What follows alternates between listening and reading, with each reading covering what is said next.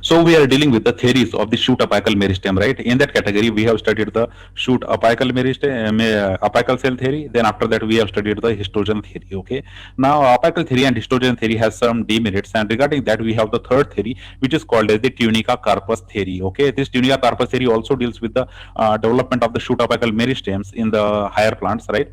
So how there is a organization and how these particular tunica and carpus layers giving rise to the different parts of the plant, this is all explained under this particular theory. Okay, so in this particular video lecture we are going to understand what is mean by the tunica carpus theory. All right, consider this is your syllabus. We are dealing with the paper 1 and chapter 3, that is phanerogams, in which you have to study gymnosperms as well as angiosperms. We are here at the anatomy of angiosperms. Okay, so after anatomy we will go for the embryology, then the palynology and the polygency, and after that here you will see in the taxonomic hierarchy the international code of botanical nomenclature. Okay, this particular topic is yet to complete, which is asked by the UPSC mains in 2020, right?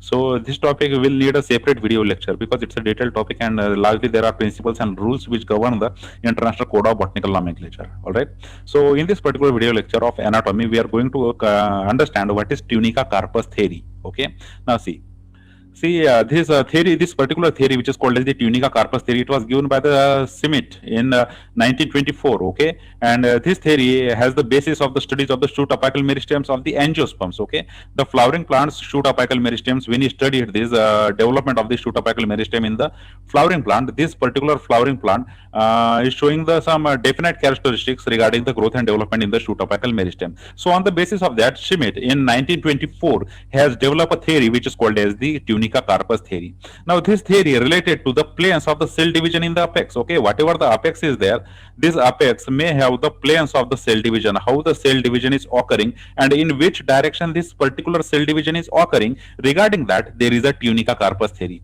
So again, we came to the similar point, that is in the apical cell theory, we have the single most pyramidal cell which is responsible for the cell division and giving the growth and development to the different parts of plants. Then in the histogen theory, we have the three layers, right? The first layer which is centrally placed, then the second layer peripheral to it, and the third layer most peripheral to it, right? So in the histogen theory, again we have said that the certain layers of the cells were developing and giving rise to the different parts of the plants. So here also, in the Tunica Corpus theory, the Schmidt in 1924, again he was explaining how the planes of cell divisions are there in the apex. If there is a shoot apex and this particular shoot apex is a meristematic, and this meristematic cell, how they were divide itself, in which direction they divide, all these questions were answered by this particular Tunica Corpus theory which was given by the Schmidt in 1924. Okay, now see, in contrast to the apical cell and the histogen theory, the Tunica Corpus theory is applicable only to the shoot apex and not to the root apex. See, very important difference between the three theories. Three, the very first theory, the apical cell theory and the histogen theory, is applicable not only to the shoot apical meristem but also to the root apical meristem. That is the shoot, whatever the meristems are present at the shoot and whatever the meristems are present at the root are all comes under the apical cell theory and the histogen cell theory. But this does not true for the Tunica Corpus theory, because this Tunica Corpus theory only deals with the shoot apical meristem. This is very important. Okay, the shoot apical meristem is considered under the Tunica Corpus theory. Okay, and not the root apical meristem. So the very contrast or very basic difference between the apical cell theory, histogen theory, and the Tunica Corpus theory is that the Tunica Corpus theory is applicable only to the shoot apex and not to the root apex. That is, the shoot apical meristem will only comes under the Tunica Corpus theory and not the root apical meristem. Then Schmidt, he has identified the two zones in the shoot apex term as the tunica and the carpus. See why these two words were used, which is called as the tunica and the corpus. Okay, these two words were used by the Schmidt to explain the two regions or the two zones which are found in the apical meristems of the angiosperm. Okay, so whatever the flowering plants are there, whatever the angiosperms are there, at its apex, okay, at its very apex, you will find the two zones. The very first zone you will find it called it as a tunica, and the second zone it is called as the corpus. And this tunica and the corpus zone will be responsible for creating the different parts of the plants. This is according to the Tunica Corpus theory. So what is meant by the Tunica Corpus theory? What Tunica Corpus theory told us? The Tunica Corpus theory, which is given by the Schmidt in 1924, they told us that the shoot apical meristems in the flowering plant, particularly, okay, the shoot apical meristem in a flowering plants is made up of the two parts. Okay, the very first part is called as the tunica, and the second part is called as the corpus. Okay, now let us understand. See, Majority of the angiosperms shoot apex exhibit the tunica consisting of the two layers. Okay, see, the very first layer is the tunica. Okay, and consider the second layer is the corpus. Okay, so two layers are there. This is the confirmed thing. So first layer is the tunica and second layer is the corpus. And then the second point comes here. He is explaining that in the majority of angiospermic shoot apex, they exhibit the tunica consisting of the two layers. That is, this tunica is made up of the two layers. Tunica itself contains the two layers. So, and then we have the corpus. So in and all there are three layers. The one layer is for the corpus and the other two layers are for the tunica. So tunica contains two layers, and then after that the corpus contains the one layer. So in and all there are the three layers. So understand this through this particular diagram. See, this is the shoot apical meristem. Okay, and this shoot apical meristem, and here we have the meristematic region. Okay, all this is the meristematic region. So here you will see there is a first layer, this is the first layer, then this is the second layer, and this is the third layer. So this first layer which is designated as L1 and L2, these are two layers are the tunica layers, while the L3 layer is the corpus layer. So L1, then the L2 and the L3, all these three are the layers of the tunica and the corpus. The first two, that is the L1 and L2, belongs to the tunica, and the L3 belongs to the corpus. So L1, L2 and L3 are designated as the layers of the tunica and the corpus. You must understand this, or you must remember this, that the tunica contains the two layers while the corpus contains the only one layer. Okay, so in and all 2 plus 1 there is a three layers which is designated as a L1, L2 and L3. Okay, now see, designated as a L1, L2 and L3 layers denote respectively the outer layers of the tunica, inner layer of the tunica and the corpus. See how they were designated specifically. First of all, the very outer layer of tunica, this outer layer of the tunica is called as the L1, then the inner layer of the tunica is called L2, and then we have the corpus layer which is called as the L3. So tunica has two layer, outer layer and inner layer. Okay, outer layer is the L1, inner layer is L2, and after that we have the corpus. Okay, corpus is the third layer which is designated as a L3. So L1, L2, L3. Okay, out of which L1 and L2 are the tunica layers, while the L3 is the corpus layer. Okay, L1, L2 and L3, you should remember it carefully. So what the Tunica corpus theory or the Schmidt tried to say is in the 1924, he says that the angiospermic shoot, whatever the angiospermic shoot is there, this angiospermic shoot apical meristem is made up of the two regions. Okay, two zones are there. The very first zone is the tunica and second zone is the corpus. Okay, the tunica, it contains the two layers, while the corpus, it contains only one layer. And the tunica layers are one layer is outer layer which is the L1, and second layer is the inner layer which is L2, and there is a third corpus layer which is the L3. So L1, L2 and L3, these are three layers which are present in the tunica and corpus. Okay, now understand this. See, the in stems, the L1 give rise to the epidermis and rest forms the cortex and the vascular tissue. See, this is very important. The L1 layer which is present in the tunica, this tunica L1 layer, what it creates? It will create the epidermis, and rest of the layers, that is the L2 and L3, will create the rest of the cortex and the vascular tissue. So outermost layer which is called as the epidermis, it is created out of the L1, right? While the rest of the tissue, whatever the rest of the tissue are there, including the cortex plus the vascular bundle, this rest of the tissue is created out of the L2 and the L3. Okay, so this type of the development or the origin of the tissue is there.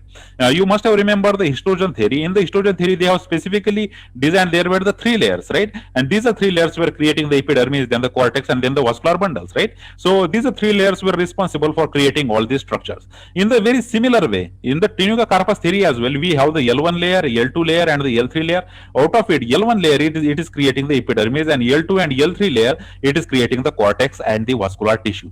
Okay, then in between, see, the plasmodesmata is exist between the tunica and the corpus. Okay, whatever the tunica layer is there and the corpus layer is there, in between them there is a presence of plasmodesmata, right? And we have discussed this plasmodesmata, you already know about it. This plasmodesmata is nothing but the cytoplasmic connection between the two cells, right? Between the cells, if there is a connection between the two cells, cytoplasmic connection, this particular connection is called as the plasmodesmata. So in the similar way, the plasmodesmata were also present in the tunica and the corpus. Tunica and the corpus were also connected together by this particular plasmodesmata. See, this plasmodesmata actually controls the gene expression that leads to the formation of protoderm, then the ground meristem and the provascular tissue. So it says that it thought that this particular plasmodesmata is responsible for controlling the gene expression in these particular plants. See, very, very important. See, this plasmodesmata actually considered as a controlling center of the gene expression that leads to the formation of different tissues in the plant. Okay, as you know, the here in the Tunica corpus theory, we we say the tunica and the carpus both are responsible for creating all the tissues in the shoot, right? So all the tissues, if it is creating, it must be controlled by the genes, right? Some genetic factors were there. So according to the scientists, that this plasmodesmata, particularly linked to the between the cells, this plasmodesma is actually controlling the gene expression, that how to create the different tissues in these plants, okay? How to create the protoderm, then how to create the ground meristem, then how to create the provascular tissue. All this is controlled by the genes which are controlling the plasmodesmata, okay? So this plasmodesmata is performing a very important role here of gene expression control, okay? How gene should express, this is controlled by these particular plasmodesmata, right? So this tunica carpus theory is explaining how there are the two layers. The first is the tunica layer, and then we have the second corpus layer, and these two layers were responsible for giving rise to the various tissues. Out of them, the L1 and L2, which belongs to the tunica, out of it, L1 it will create the epidermis, while L2 and the L3 will create the vascular tissues, right? And the plasmodesmata is present between the tunica and carpus, which facilitates the gene expression, okay, and controlling how to form the protoderm, ground meristem, and the provascular tissues. Right, now consider this. See, tunica is peripheral tissue zone in the of the shoot apex. See, tunica is always the outer covering here.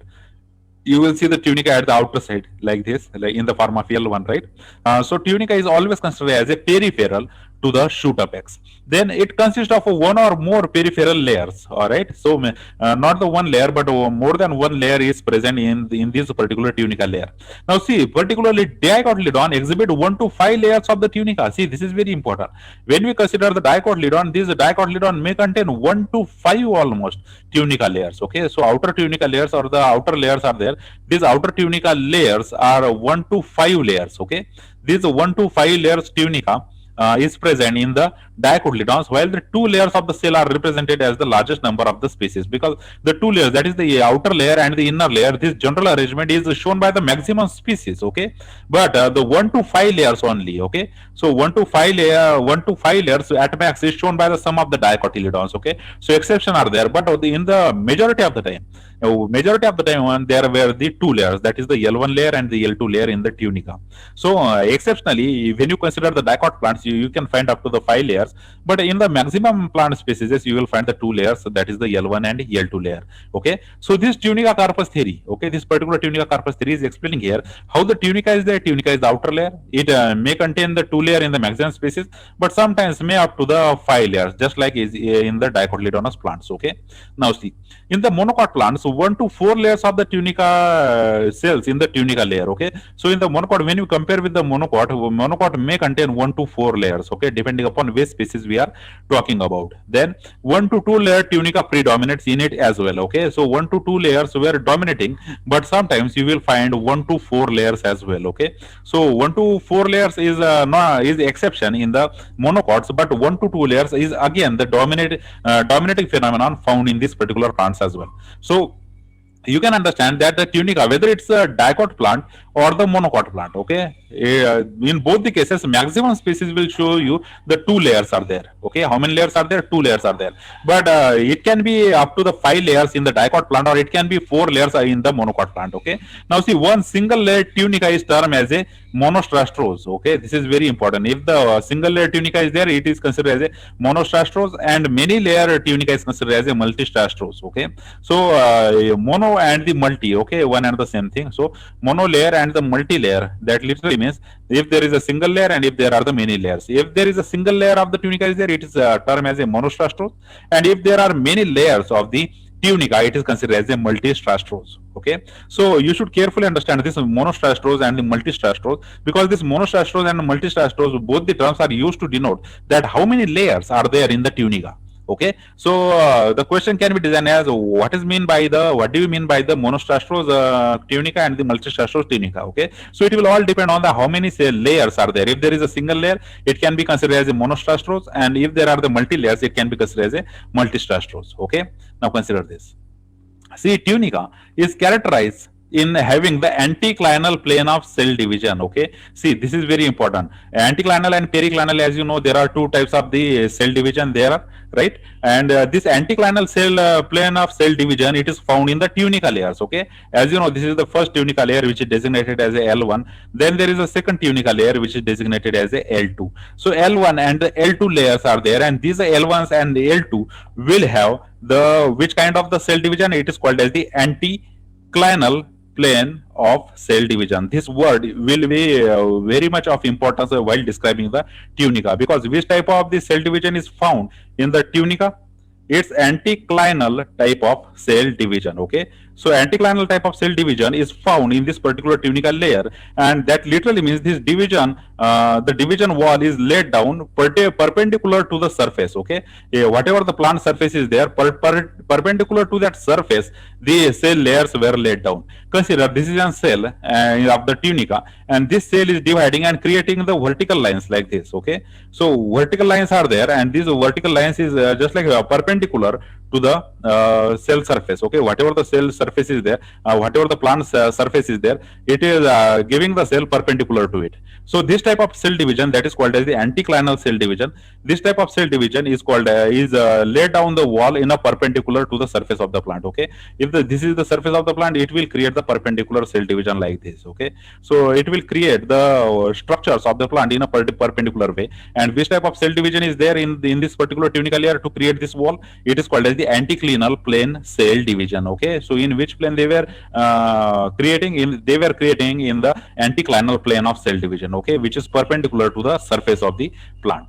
Right, now consider this. See, the division reflects the growth, surface growth in the apex. Okay, so in the apex you will find the surface growth is occurring. Okay, just like that, this particular surface of the plant is there, and this growth surface is actually increasing due to this particular type of division. So the surface growth in the apex is occurred due to this anticlinal plane cell division, which is occurring in the tunica. Okay, so outer layer of tunica L1 and L2 is undergoing the anticlinal type of cell division. Anticlinal plane is there, and this anticlinal plane is adding the cells in a perpendicular manner.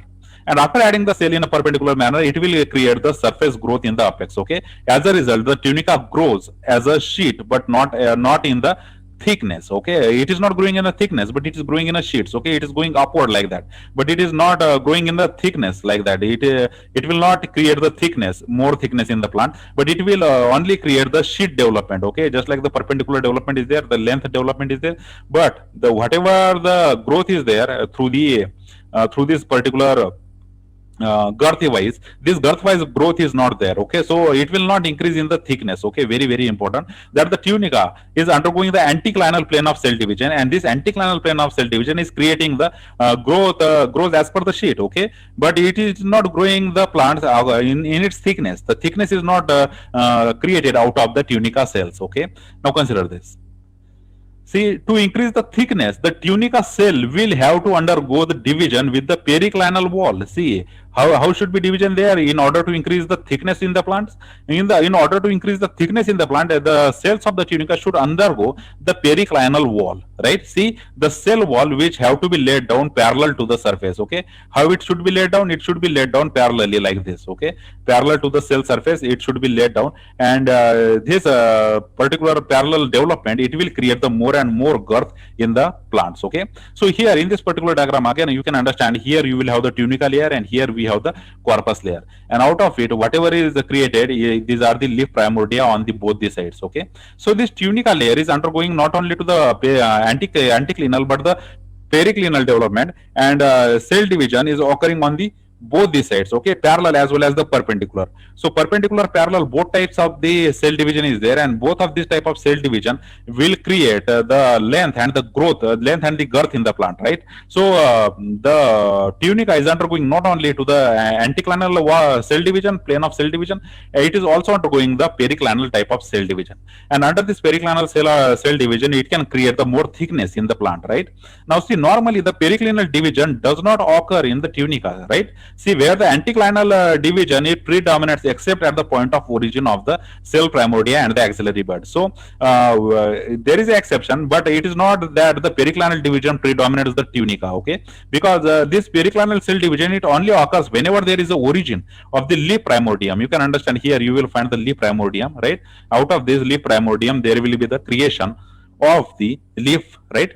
So this leaf primordium will be responsible for creating the leaf, but at the origin of this leaf primordium there will be the periclinal division in the tunica, okay? Except that their division is dominated by the anticlinal division, okay? So anticlinal division is actually dominating in the particular tunica, right? But exception is there except at the point where the origin of the leaf primordium and the axillary bud is there. So if a plant wants to create the axillary bud or the leaf primordium at that point, this particular tunica can create can have the periclinal division, right? So but except that all over the point this particular tunica will only have the anticlinal division. That is, the anticlinal division is actually very dominating division which is found in the tunica layer, right? So carefully remember it that the periclinal wall division may be there, but it is only only present exceptionally whenever there is a formation of leaf primordium or the axillary bud, while in the majority of the time tunica will show you the anticlinal type of cell division, okay?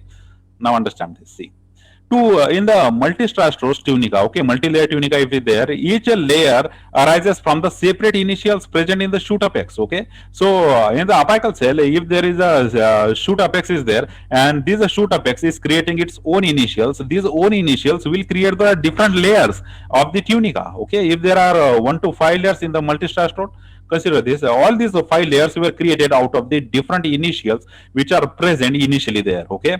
So whatever the meristematic region is there which is creating the tunica layer, this tunica layer, if it is multistrastrose, it is creating out of the separate initials in the shoot apex, okay? Whatever the shoot apex is there which is creating this particular tunica, this earlier in the development of the plant, this tunica will be created out of the separate initials. They do not have the common point of origin, okay? No common point of origin is there. The origin points are multi there, okay? Many origin points are there. These origin points are responsible for giving the different layers in the tunica, okay? So tunica is created out of the different layers, different initials which are present earlier during the plant development.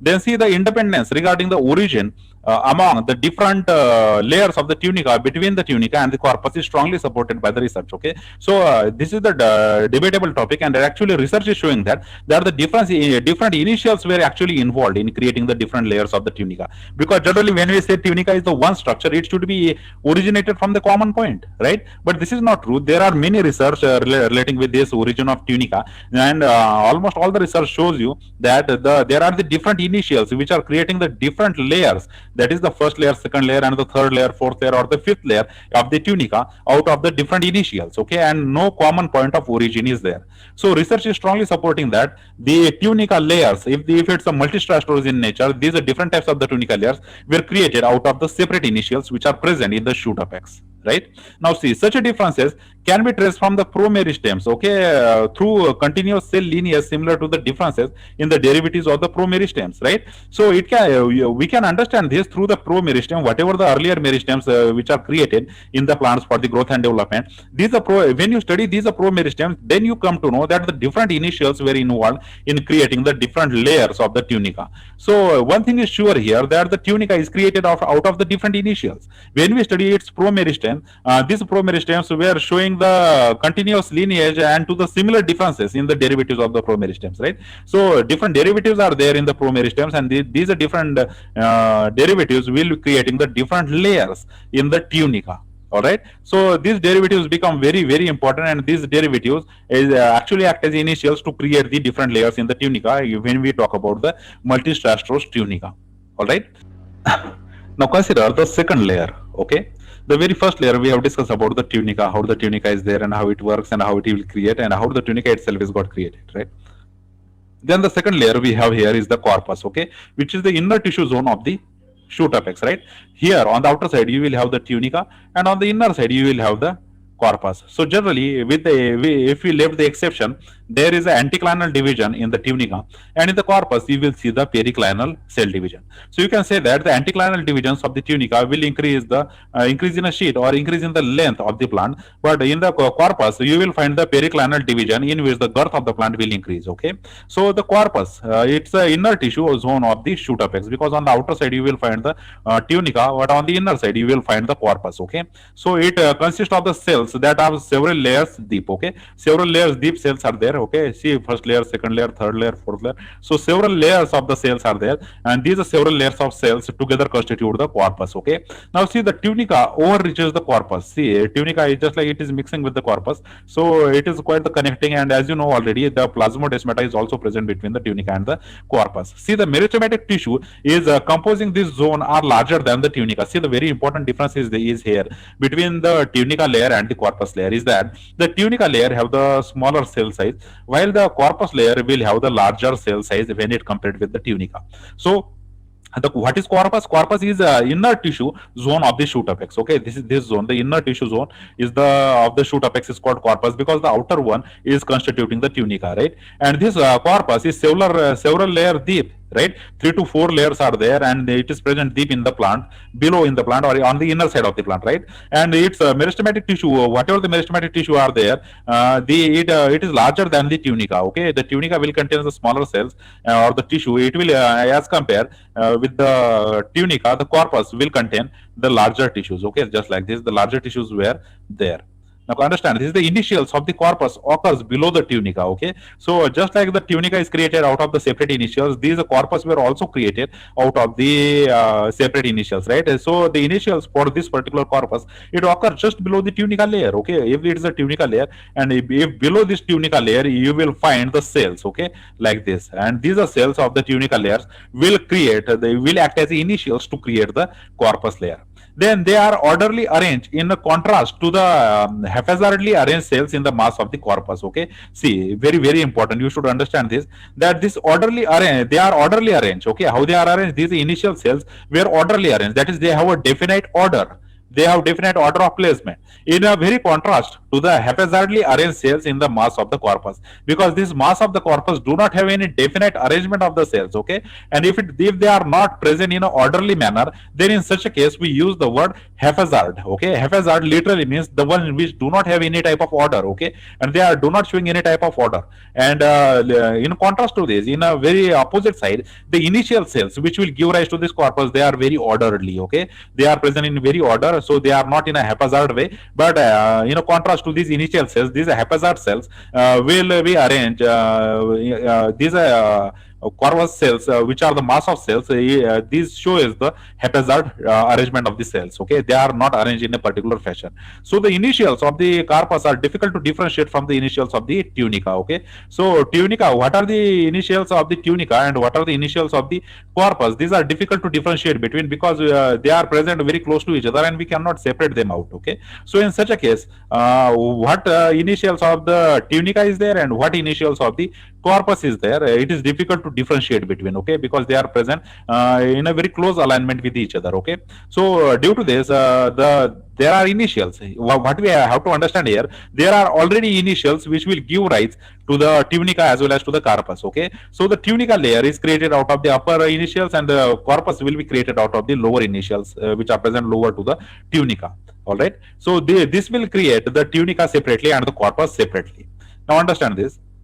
See, the initials arise independently and not related to the tunica. See, whatever the initials are there, these initials were they were created independently and they were actually not related with the tunica. Okay, tunica layer has to do nothing with the initials of the corpus. Okay, whatever the initials were developing there, it does not have anything to do with the tunica. Then the initials of the cells divide periclinically. How they divide? The periclinal division is there, and its derivative divides to form the core of the shoot apex. Okay, whatever the core of the shoot apex is there, this core of the shoot apex is responsible for creating this particular initials, right?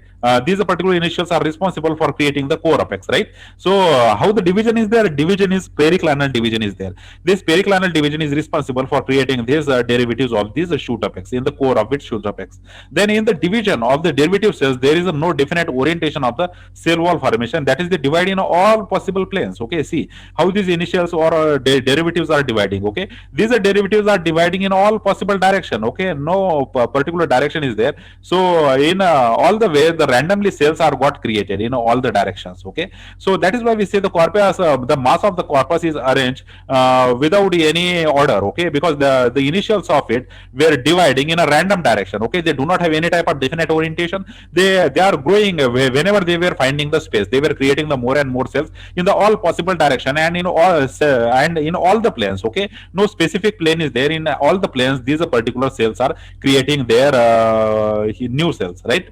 Now understand this. See, as a result, the shoot apex increase in the volume. See what happens due to this. Due to the growth in the all sides, in all possible sides, there is an increase in the volume of the shoot apex. Okay, if this is a shoot apex, if this volume of the shoot apex will got increase over a period of time because the random cell divisions are going on. Then generally, this corpus is destined to give rise to the cortex and the vascular tissue. So whatever the corpus is there, which is dividing now, it will later create the cortex and the vascular tissue. So cortex and the vascular tissue are attributed to the corpus, while the tunica layer will create the epidermis. Okay. So two layers of the tunica will create the epidermis, while the second layer, which is called as the corpus, it will create the cortex and the vascular tissue. So unlike the histogen theory, how the histogen theory differs here, in the histogen theory, these are three layers. The very first epidermis, second cortex, and third the vascular tissue. For each tissue we have the separate three layers, right, in the histogen theory, right? For example, dermatogen for the epidermis.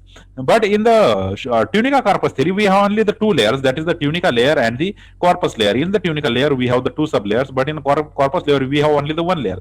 This tunica will create the epidermis only, and this corpus will create the particularly the cortex and the vascular tissue only. Okay, so the tunica is responsible for giving rise to the epidermis, while the corpus will create the vascular tissue and the cortex region of the shoot apical meristems in the plants, right? So whenever the shoot is growing, and if you in the shoot, you will know there is a stem, leaves, all those structures, right? So the outer epidermis, this outer portion, will be created out of the tunica layer, and then after that there comes the cortex, and after the cortex, in the center you will find the vascular tissue. This cortex and vascular tissue were created out of the corpus, right? Now see, the corpus is composed of three zones actually. Okay, this is the lower end of the corpus. See, this is the corpus and this is the L3 layer, and this corpus is made up of the three zones, separate zones. The very first zone is called as the central mother cells. Okay, what is the name of the first zone? The name of the first zone is called as the central mother cells. Okay, these are central mother cells. It is the uppermost zone of the corpus. Okay, this uppermost zone. Okay, this uppermost zone of the corpus is considered as a central mother cells. Okay, because they are centrally placed and they act as a mother cell, and that is why they were called as the central mother cell. So they were the uppermost in presence, and these central mother cells were occupying the central position in the corpus.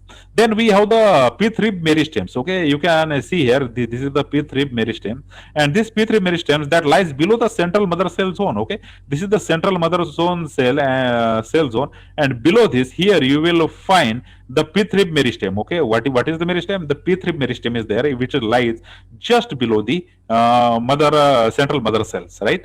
After that, the third zone is there, which is called as the flank meristem. What is the name of this zone? It is called as the flank meristem, and as you can observe, it is present on the both the sides, right? This is called as the flank meristems. See, the flank meristem, it is also called as the peripheral meristems, that surrounds both the central mother zone and the pith rib meristem. So this pith rib meristem and the central zone is peripherally surrounded by the flank meristem on the both the side. So here you will find the flank meristem, and here also you will find the flank meristem. Okay, so that surrounds both the central mother zone cell and the pith rib meristem, and this pith rib meristem and the central zone of the cell or the central mother cells, these are both surrounded by the flank meristem on the both the side, right?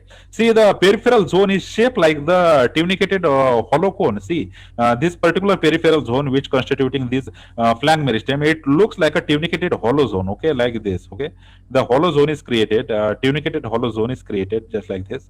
It looks like this. Okay, it has a shape like that. right? So how many layers or how many zones are there in the corpus layer?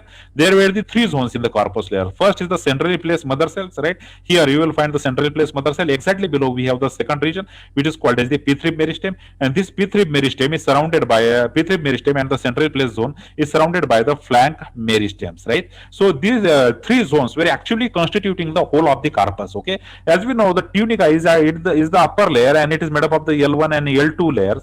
And in the corpus, you will find the third layer, which is the L3 layer. This L3 layer is actually made up of the three zones. Okay, the three zones. So how which three zones are there? The central mother cells are there. Just below the central mother cell, you will find the P3 meristem, and surrounding these both P3 meristem and the central mother cell, you will find the flank meristems on the both the side, and hence it is also called as the peripheral meristems. Okay, now understand this. See, the component cells of the tunica and the carpus, they differ in the shape, size, plane of the cell division, and the topography. See, very important. Whatever the tunica is there and whatever the carpus is there, if you compare the cells of the tunica with the cells of the carpus, you will come to know there is a difference in the sizes of the cell. Okay, size of the cell is different in the tunica and carpus. Then the shape of the cell is also different in between the tunica and the carpus.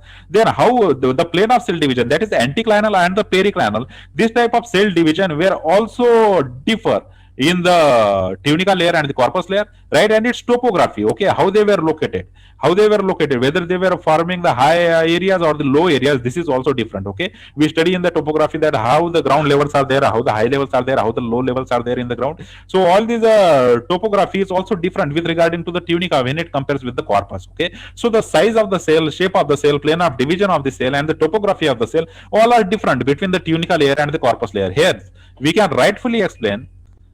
Hence, we can rightly say that the tunica and the carpus are the two separate layers in the shoot apical meristem, right? So, whether it's a tunica or this carpus, they were completely different from the one another with respect to the size of the shell, shape of the cell, then the plane of the cell division, and the topography of the cell. Okay. Now, see, when we consider ultrastructurally, if you take the cells and observe it under the microscope, ultrastructurally, each zone is composed of cells that have characteristic architecture. Okay. So, each zone, whether you consider the tunica zone or the carpus zone, it will have its own architecture. Different types of the structures and the different types of topography, different types of cells are placed differently in the tunica and the corpus, and they were having their own architecture as revealed by the quantitative technique. Okay, through the methods of the quantitative analysis, we came to know that they were having the complete different ultrastructure from the one another. They were having the different architecture than one another. That is, the tunica layer and the corpus layer are quite different from one another with respect to the different criteria, but also ultrastructurally they were quite different from the one another. Okay, when we study them quantitatively, right? See, then let us consider what are the merits of this tunica carpus theory. Okay, because when the UPSC will ask you the tunica carpus theory, with it they will also ask you what are the merits and what are the demerits of the tunica carpus theory, right? See, the merits of the tunica carpus theory. Now see, it deals with the one thing, that is the planes of the cell division. As a result, the description of meristems become precise. See, the planes of the cell division, why it is important? The anticlinal plane division and the periclinal plane cell division, these are two important things are explained by these particular tunica carpus theory, and these anticlinal cell division and the periclinal type of cell division is not explained by the apical cell theory, right? Apical theory do not explain it, then the histogen theory do not explain it, and that is why this particular tunica carpus theory has the edge over this particular apical cell theory or the histogen theory, because they were explaining how the cells are dividing anticlinally or periclinally. Okay, so the anticlinal cell division, periclinal cell division is rightfully explained by the tunica carpus theory, and hence understanding the meristems, it becomes very precise when we talk about the tunica carpus theory. So it can be considered as a major merit in the tunica carpus theory, because they were explaining how the cells are dividing and how the length and the girth of the plant is increasing. Okay, so due to the anticlinal cell division description and the periclinal cell division description, the tunica carpus theory found it very superior than the apical cell theory and the histogen cell theory. Right? See, it has the topographical value in the studies of the development of the different tissues in the plant system. See, topographical studies were also there. That is, the tunica layer and the corpus layer were showing the different types of topography. So, topographical values or the topographical studies were also given by the tunica carpus theory. It has a very much importance, because this will show how the growth and development in the plant happen. It will give more light on how the growth and how the development of the different parts of the plant is happened over a period of time due to its topographical value, because the topographical studies were also the part of the Tunica Corpus theory, and hence it can be also considered as a major advantage in the Tunica Corpus theory. Now see the third merit, that the destiny of the derivatives of the corpus is not predetermined. See, very important. In the histogen, the three layers, okay, whatever the three layers are there, it is predetermined, or the pre-imaginary thing is there, that it will going to create the epidermis, then it will going to create the cortex, and then it will going to create the vascular tissues, right? So it is predetermined, okay, in the histogen theory, but it is not predetermined in the Tunica Corpus theory. Particularly during the corpus, all things are rightfully explained, okay, how the cells are there, how the different types of cells are there, and how the different zones are present in this particular corpus, and how it will create the rest of the structures. It is rightfully explained. It is not predetermined, just like is in the histogen theory. That histogen theory just gives us the three layers, and imaginary they were telling us that these are three layers will create the epidermis, then the cortex, or the vascular tissues, right? So it is not predetermined in the Tunica Corpus theory, so it will also form the advantage or the merit in the Tunica Corpus theory. Now let us consider the fourth one, that is the derivatives of the zones are not rigid, just like the histogen theory. See, histogen, when it compares with the histogen theory strictly defines there were the three layers, but this is not true for the Tunica Corpus theory. The derivatives of the zones, they were not rigid, okay, they were not rigid, just like this is the first layer, this is the second layer, this is the third layer. It is not like that. The Tunica Corpus theory is saying that the cells of the layers are overlapping to each other, and the clear zonation is not there, okay. So this will again form a merit for the Tunica Corpus theory, that the Tunica Corpus theory is rightfully saying that there are layers, but they are not completely separable. And this is quite a demerit for the histogen theory, because histogen theory, when it gives the three names, they were saying that these three layers are completely separated from the one another, and you can actually distinguish between the three layers. But this is not true, okay, it is an imaginary thing. And in the Tunica Corpus theory, they were rightfully saying that these layers are there, but they are not separable, they are not rigid, okay. Layers are there, but they are not rigid, they are not completely separable from the one another. So this will also form the merit for the Tunica Corpus theory. Okay, now consider the fifth one. It clearly explains the growth pattern in the shoot apex of the angiosperm. Okay, when you talk about the angiosperm, the Tunica Corpus theory is very supreme, and it will clearly demonstrate that how all the different patterns, okay, of the growth, the development in the angiosperm is there. Okay, so it will clearly explain how the angiosperms are there, how the shoot apex of the angiosperm is there, and how it will create the different tissues. So clear explanation for the growth pattern in the angiosperm only, it is given by the Tunica Corpus theory. Then it will also enable us to understand the development of the leaves as they arises close to the apex. Okay, so Tunica Corpus theory will also be used to increase our understanding regarding the how the development of the leaves is there, because this is a leaf primordium where originated out of its Tunica Corpus structures, and this will largely focuses on the development of the leaves. Okay, so the development of the leaves can be also understood through the Tunica Corpus theory.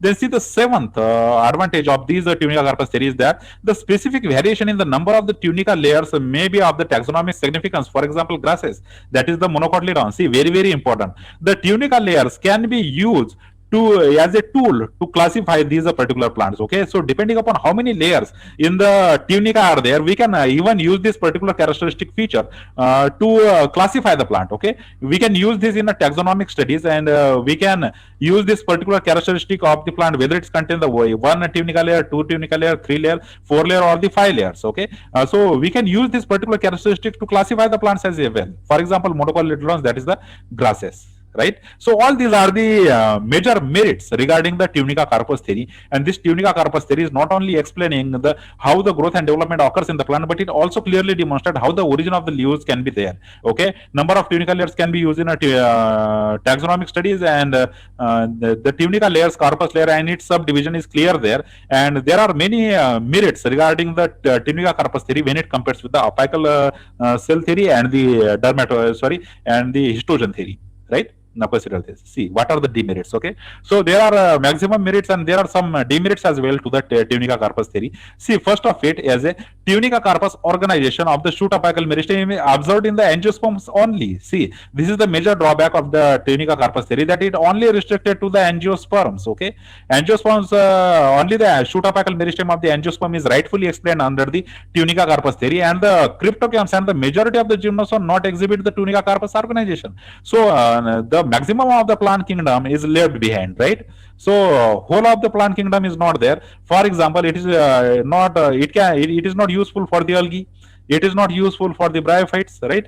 It is not useful for the pteridophytes, because this type of organization cannot be seen in these cryptogams. Thereafter that, some of the gymnosperms show this type of organization of the Tunica and Carpus, but majority of them is also lacking this Tunica Carpus organization. So you can say that the whole of the plant group except the angiosperm is left under the Tunica Carpus theory. Tunica Carpus theory is only applicable to the angiosperms and the only few gymnosperms. Okay, so the Tunica Carpus theory has this major disadvantage, or the major demerit is that it is only restricted to the maximum angiosperms and few of the gymnosperms, and it left behind the cryptogams like algae, bryophyte, pteridophytes, and the majority of the gymnosperms which do not show any type of the Tunica Carpus type of organization. Okay, now see, they do not have any stable surface layers that divides the only by the anticanal division, right? See, whatever the cryptogams and the gymnosperms are there, these cryptogams and gymnosperms do not show any type of stable surface layers, just like the Tunica and Carpus in the angiosperm.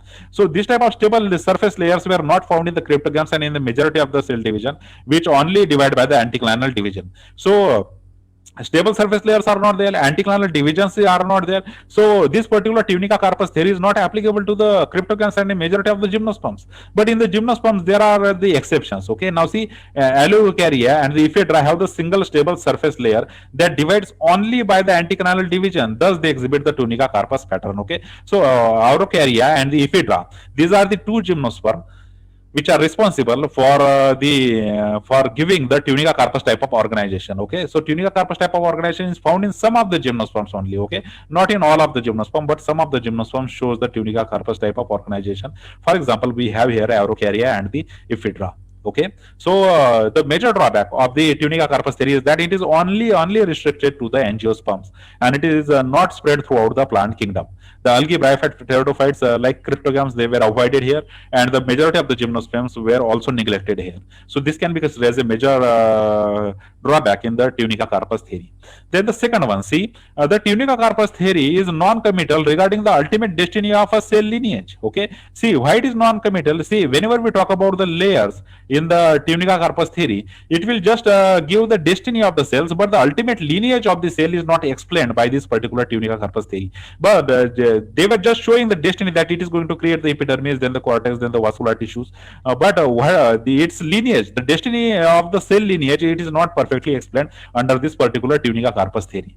See, in the present day concept, all the cells in the shoot apical meristems with the Tunica and Carpus organization are fundamentally same and have equal potentiality. See, when we present day study, what they indicate? These are present day study, they indicate that all the cells of the Tunica and the Carpus organization, they are similar. Okay, and every one of it has a potential for the growth and development. So the blurring is there between the layers of the Tunica and Carpus.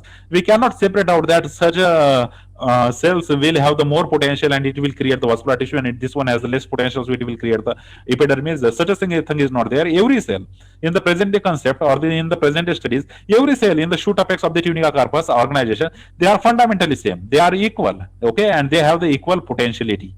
All right, so this can be considered as a second drawback of the Tunica Carpus theory, that the cell lineage is not clearly explained by this Tunica Carpus theory, and every cell of it has equal potential, right? And hence we cannot say that the particular cell will create that tissue and this particular cell will create that tissue, right?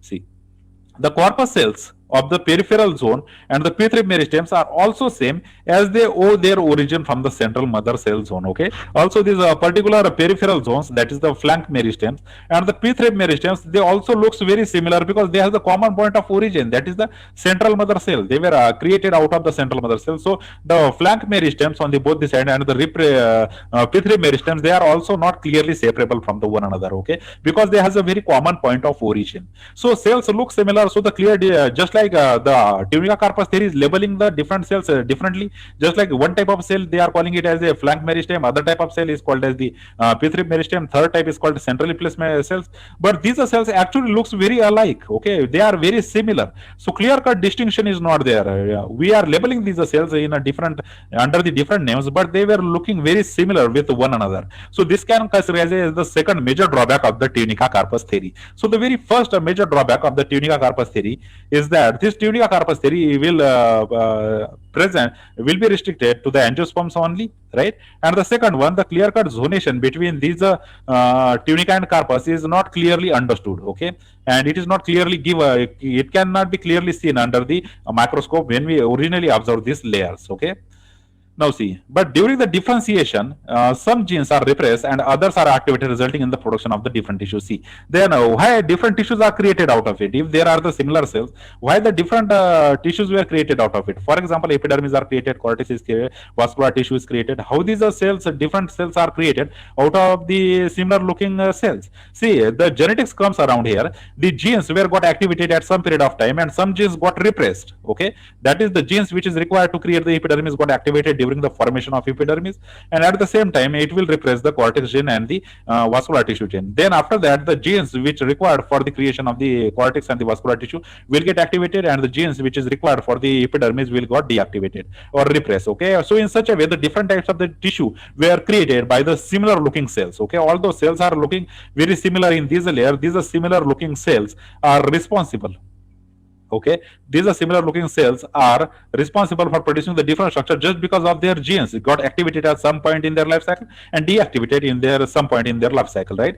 It is thought that if somehow or means the cells of the peripheral meristem zone of the Carpus is transferred to the location of pith rib meristem, the cells will produce the pith cell. Okay, that is the cells are predetermined. For example, the peripheral meristem, if these peripheral meristem were placed at the pith rib meristem, it will create the pith cells. So position is important, okay? Topography is important, where the cells are located. So although they were having the similar function, their position is actually determining which type of the cells they are going to create.